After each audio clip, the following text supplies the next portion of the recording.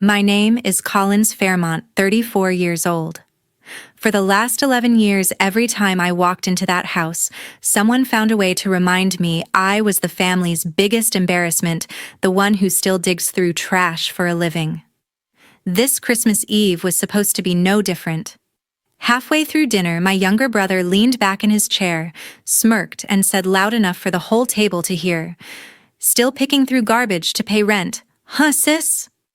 The room exploded with laughter. My parents both sighed at the same time, shaking their heads. Such an embarrassment to the family. I didn't answer. I just raised my glass and took a slow sip of the Cabernet. That's when the 85-inch TV on the wall cut from carols to a breaking news alert. The CNBC anchor's voice boomed through the speakers. Tonight, Forbes exclusively reveals the identity of the mysterious CEO behind the $9 billion sustainable luxury empire. Personal net worth $2.7 billion. Collins Fairmont. Dead silence. The wine glass slipped straight from my brother's hand, shattered on the marble red, splashing everywhere like blood.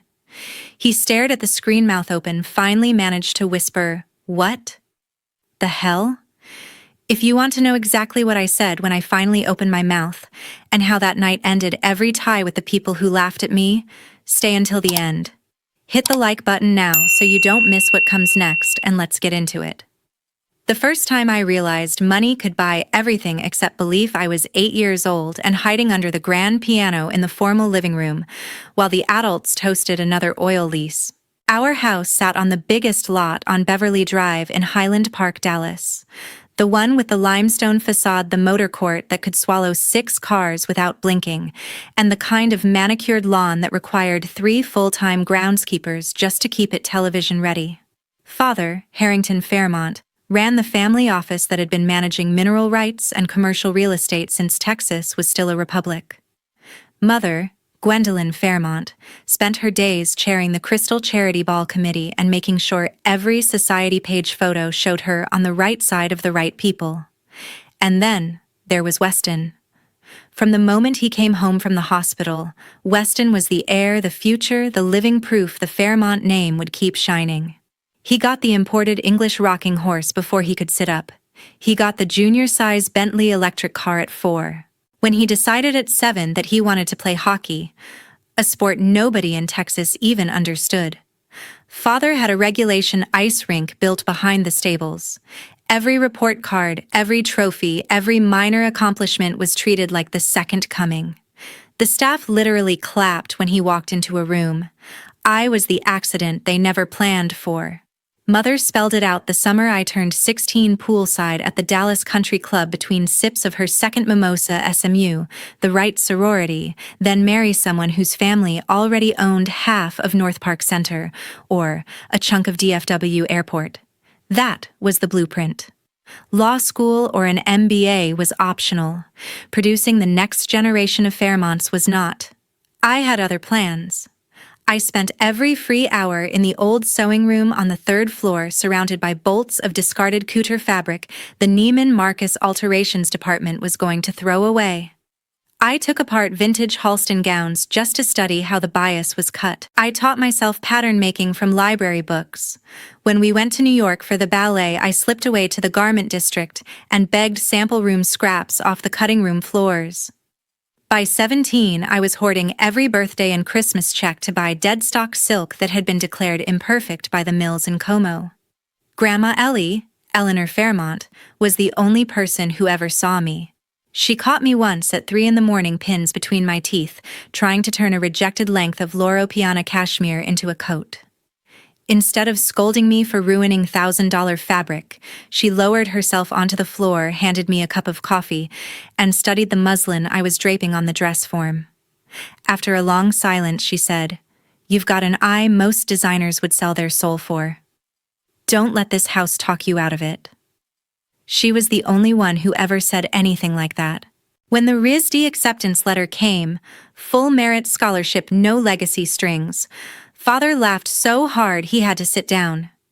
Mother told the junior league I was exploring alternative education options.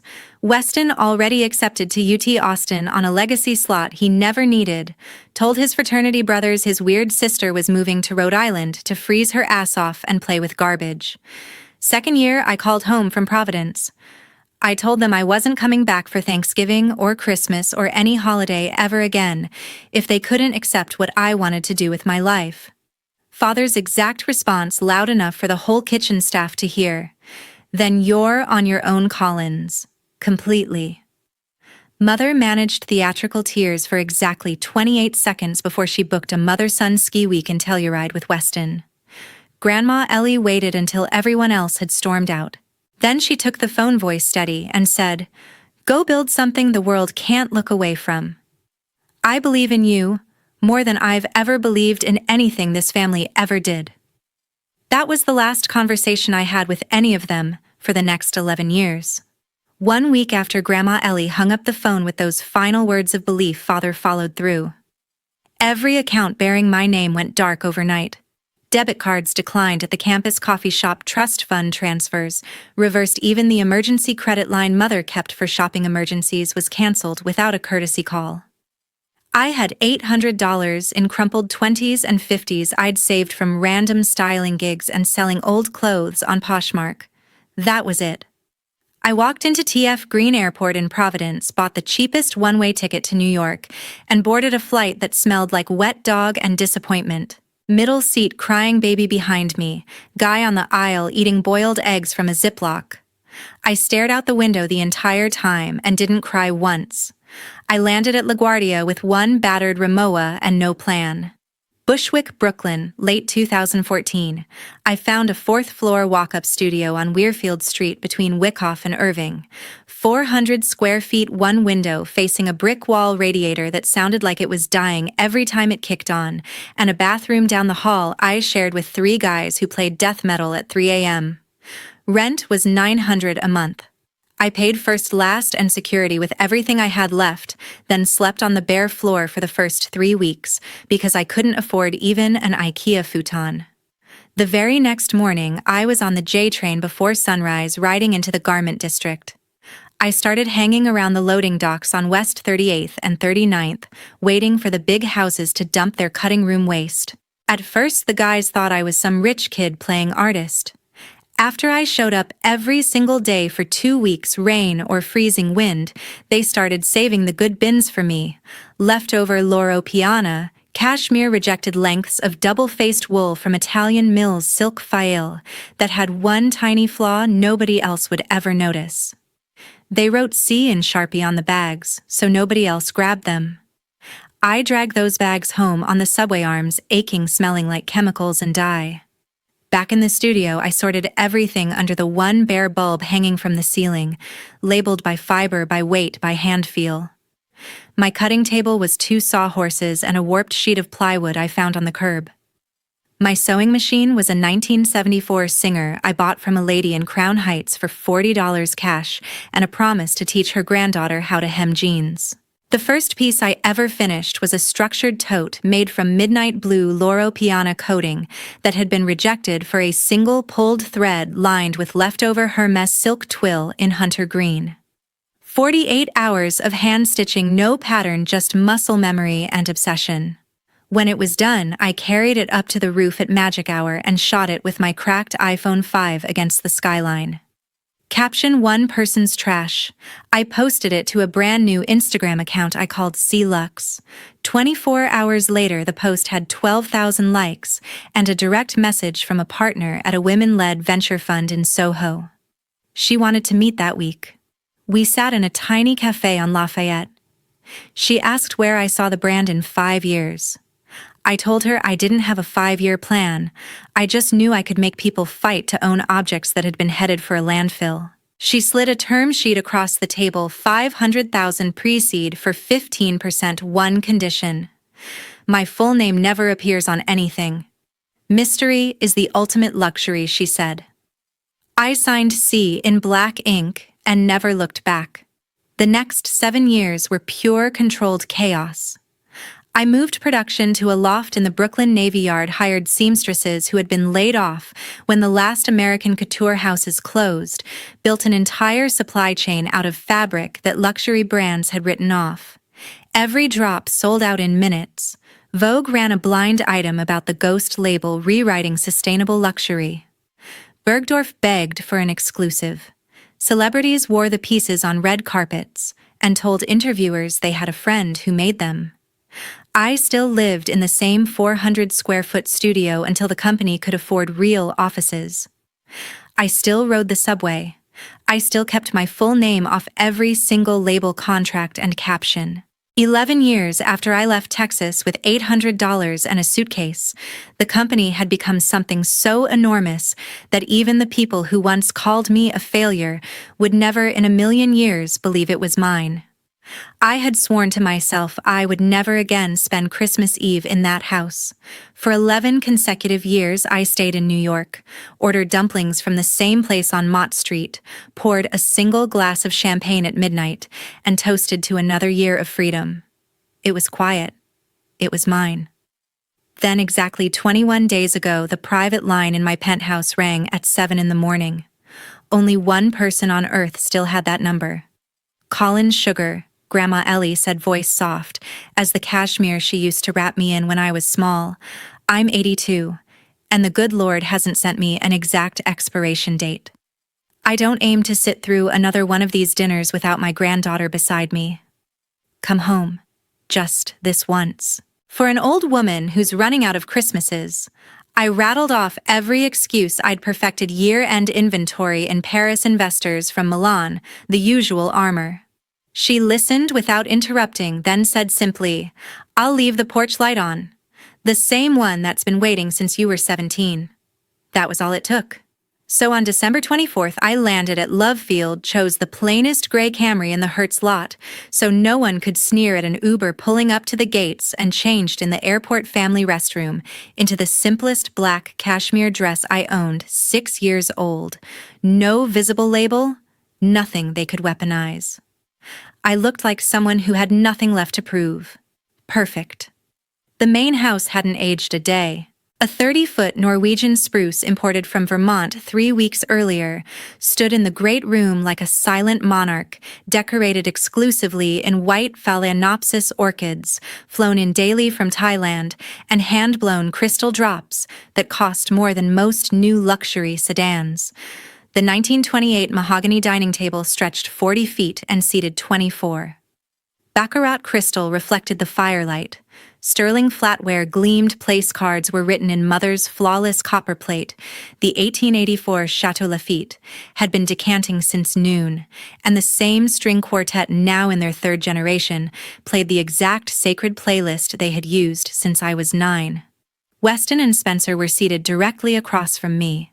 He wore midnight blue velvet with satin peak lapels sharp enough to cut glass. She wore a backless liquid red sequin column that probably had its own insurance rider and screamed ring by spring. Their engagement had been announced in October with a sponsored shoot in Aspen, and tonight they glowed like the tree itself belonged to them. First-course chilled lobster medallions with Osetra caviar had barely been served when Spencer tilted her head, smile glittering brighter than the chandelier. That dress is very, understated Collins. Still shopping the Neiman's last call clearance rack. I see Weston barked a laugh loud enough to make the quartet miss half a beat. A few cousins hid smirks behind monogrammed napkins. I tasted nothing. Second course seared foie gras with fig mostarda. Weston dabbed his mouth with the linen, leaned forward, and spoke loud enough for the children's table to hear. So remind us again, what exactly do you do in New York these days, still diving into dumpsters behind fabric houses looking for scraps to sew together? Laughter rolled down both sides of the table like dominoes. One of Mother's charity circle friends actually fanned herself with delight. Spencer leaned in, voice dripping honey and acid. I mean, honestly, how do you even pay rent picking through garbage? Do you have a secret Etsy store we should all be supporting?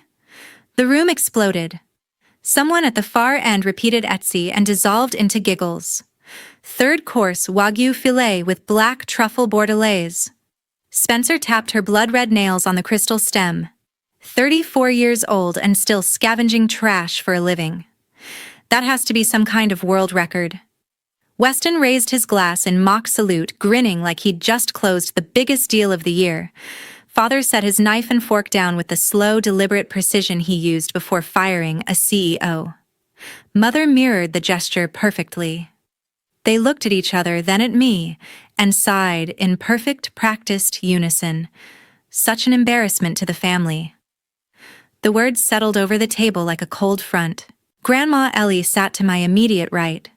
82 spine straight as ever, silver hair swept into its usual low chignon, wearing the same single strand of pearls she'd owned since Truman was president. She hadn't touched her wine once. Halfway through the main course, her small warm hand slipped under the heavy damask tablecloth and closed around mine. She squeezed once, firm, steady, certain, and never let go for the rest of the night. Their verdict was still hanging in the air when the 85-inch screen woke up on its own. The sacred string quartet cut to dead silence. The CNBC breaking news banner flashed blood red across the bottom third.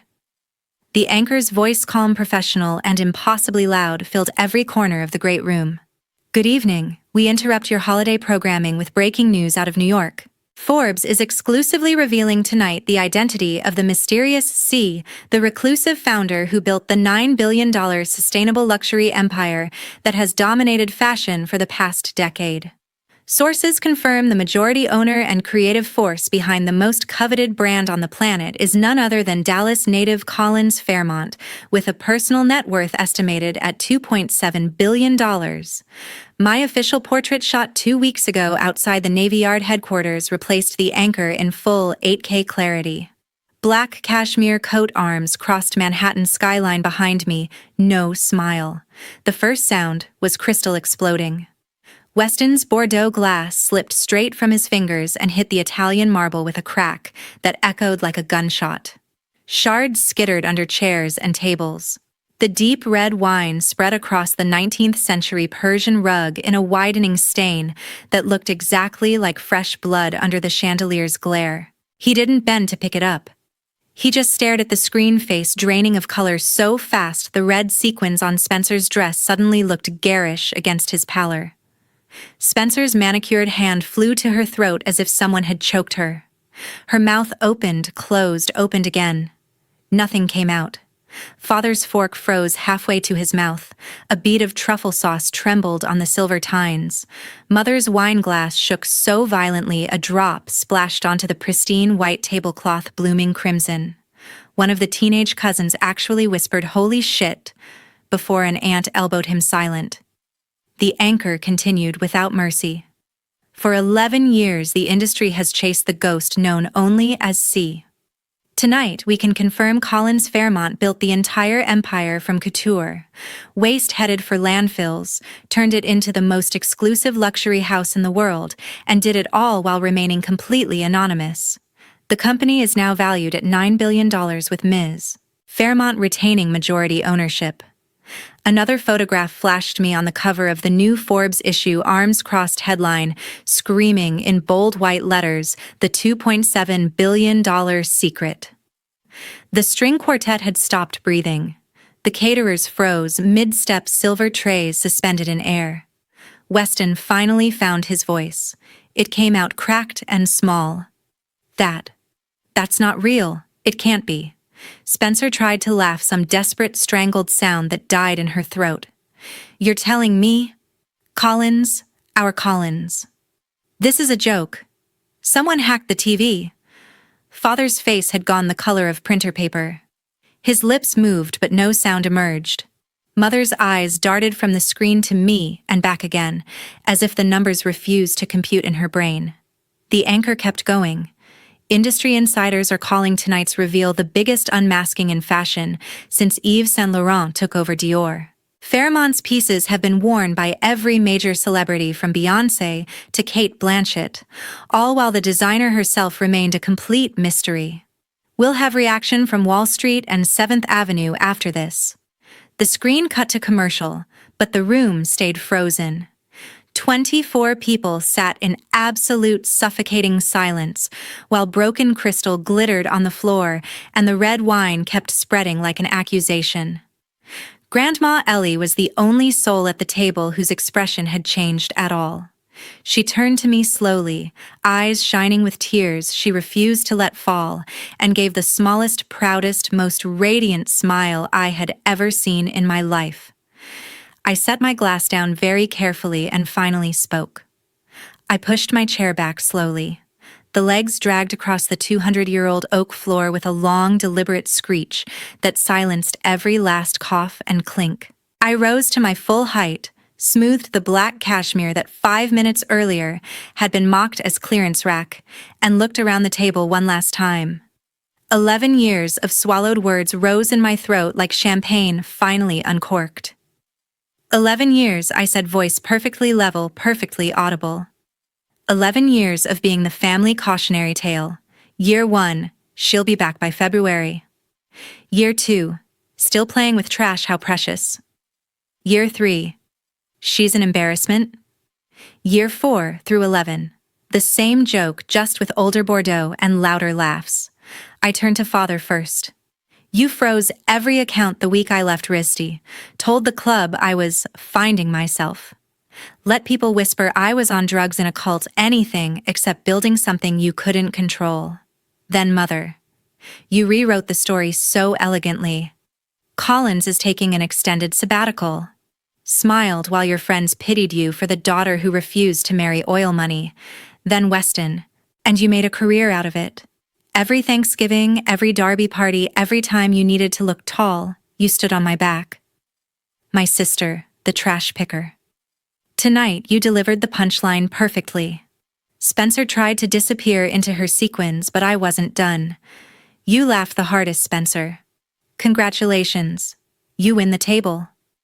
I let the silence stretch until it became painful. The company you just saw on television is valued at $9 billion. My personal net worth is $2.7 billion. Every cent came from fabric the industry threw away, and a signature I kept as a single letter so none of you could ever take credit or destroy it. Father tried first, Collins honey, nor one syllable, ice cold. I don't want apologies. I don't want sudden pride. I don't want a single rewritten memory where you claim you always believed. I turned to the only person who had never needed rewriting. Grandma Ellie, for 11 years you sent a handwritten letter every single month. You never asked for proof, never demanded photos, never once wavered. You are the only reason the word family still means something to me. Her eyes filled instantly, but the smile that broke across her face was brighter than the chandelier. I looked back at the 4 people who had spent a decade sharpening their knives on my spine. Tonight, the Fairmont family has exactly 5 members at this table. As of this second, I am no longer one of them. My shares in the family office will be liquidated next week. My name is removed from every trust, every board, every Christmas card list forever. Consider this my immediate and permanent resignation from the bloodline. Weston tried again, voice cracking like cheap crystal. Sis, come on, you don't mean I looked him dead in the eye. Picking through trash paid $2.7 billion. Tell me, little brother, how much did ass-kissing pay you this year? Spencer actually gasped and clutched her throat. Father shot to his feet so fast his chair toppled backward with a crash. Mother started sobbing, real tears this time, not the practiced ones. I didn't wait for the rest of the performance. I walked around the table, knelt in front of Grandma Ellie, and wrapped my arms around her small, strong frame. She held me so tightly I felt every year of love she had saved for this exact moment. I'm taking you home with me, I whispered against her silver hair. Real home. Tonight. She nodded once, tears finally falling. I stood, took her hand in mine, and walked out of the dining room without another glance at the spilled wine, the broken glass, or the 4 people still frozen in their seats. The porch light she promised was still burning when we stepped outside into the Texas night. 4 months later, the fallout had finished its work. Weston survived exactly 72 days in the family office after Christmas. The first domino was a Houston hedge fund widow who managed $200 million of inherited mineral money. She saw the 40-second clip of him smirking while Spencer called his sister a trash picker, forwarded it to father with the subject line, "Effective immediately," and pulled every penny. Within 10 days, 3 more legacy clients followed. Old Dallas money moves quietly, but it moves decisively. By mid-February, the office was bleeding 8 figures a quarter. Father called Weston into the corner office on a Wednesday morning and handed him a banker's box. Security walked him out before lunch. His severance wouldn't cover the lease on the Range Rover. Spencer vanished even faster. The ring was off by Valentine's Day. By March, she was on a 95-foot yacht in St. Bart's wearing nothing but a diamond choker and the arm of a 39-year-old crypto founder worth 5 times the entire Fairmont net worth. She posted a single black square on Instagram with the caption, "Turning the page." The comments were brutal. She disabled them and hasn't set foot in Highland Park since. Father and mother became social lepers overnight. Tuesday lunches at the country club stopped happening. Tables that used to be saved for them were suddenly reserved for a private party. Invitations to the Cattle Barons Ball, the Crystal Charity Gala, even the Idlewild debutante party simply never arrived. Mother tried to show up to one junior league meeting and discovered her name had been quietly removed from the roster. Father started taking his bourbon in the study at 3 in the afternoon, staring at the same Forbes cover he once used to prop open a window. I flew back to Dallas exactly once on a gray Tuesday in late March. Gulfstream G650, no filing, no press, in and out in under 5 hours. I drove myself from Love Field in a black Suburban with New York plates. I used the same brass key I'd had since I was 12 and walked straight into the marble foyer. Grandma Ellie was waiting under the chandelier with 2 small vintage Louis Vuitton suitcases already packed and zipped. She wore her camel hair coat, the single strand of pearls, and a smile that could light the entire state. We never went upstairs. We never looked for anyone else. The housekeeper carried the bags. Father appeared at the top of the staircase in a bathrobe, 2 sizes too big, face the color of ash mouth, working soundlessly. Mother hovered behind him, clutching a crumpled Kleenex like a life raft. Weston wasn't even home. Probably at some bar trying to explain why his Amex was declined. I looked up once. "This is what resignation looks like," I said. Grandma Ellie squeezed my arm. We turned and walked out. The heavy front door closed behind us with the soft finality of a bank vault. The drive to the airport took 19 minutes. She held my hand the entire way and didn't speak until we were climbing out over Oklahoma. "I always knew you'd come back for me one day," she said quietly. "I never left you," I answered. We transferred straight from Love Field to Teterboro, then helicoptered to the roof of my Brooklyn penthouse. Her new bedroom faces south, so sunrise paints the Statue of Liberty gold across her windows every morning. That same week, I blocked every Texas number: Father, Mother, Weston, the main house, the club, the family office, even the gardener who still had my old cell from high school. Emails, Instagram, LinkedIn, everything routed straight to trash without notification. Legal receives the occasional certified letter and shreds it unopened. There hasn't been a single text, voicemail, email, or carrier pigeon from the state of Texas since the day we left. Grandma Ellie and I have brunch on the terrace every Sunday. She still takes Earl Grey with a cloud of milk. I drink espresso. We read the weekend papers together and laugh at analysts trying to predict my next move. Some mornings she asks to see the new samples. She runs her fingers over the reclaimed cashmere like she's reading Braille and smiles the same smile she gave me when I was 17 and terrified. The rest of the Fairmonts can keep their oil, their empty tables, their country club exile. I kept the only family member who ever truly chose me. Some blood is thinner than water and far more poisonous. Real success isn't the 9 billion on paper, the covers, the waiting lists, or the red carpet screams. Real success is waking up every morning and not needing a single person who spent a decade trying to bury you to suddenly applaud. I learned the difference between family and relatives the hard way. Relatives share DNA and dinner tables. Family shares belief when there is zero proof to believe in. For 11 years, I built an empire in silence because the people who were supposed to love me unconditionally used every chance they had to drag me through the mud. They mocked the scraps I turned into gold. They laughed at the dream they couldn't see. They made my ambition the punchline at every holiday. I don't hate them. Hate would mean they still have space in my head. I simply removed them the way a surgeon removes cancer completely cleanly without hesitation. Today, my world is smaller and infinitely richer. There are 2 toothbrushes in the master bath, 2 rocking chairs on the terrace.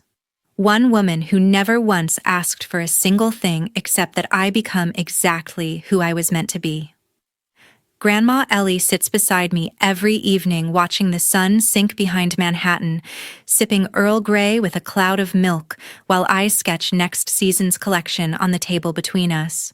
She still runs her fingers over the reclaimed fabrics like she's reading tomorrow. She still smiles the same smile she gave me when I was 17, and terrified and had nothing but $800 and a suitcase. That smile is worth more than every oil well in Texas combined. Some people are born into families. I chose mine. And I chose the only one who ever chose me back. Texas can keep their oil, their country clubs, their empty traditions, and their poisoned blood. I kept my freedom, my billions, and the one person whose love never came with conditions. Texas can keep their oil. I kept my freedom and the only family I ever needed.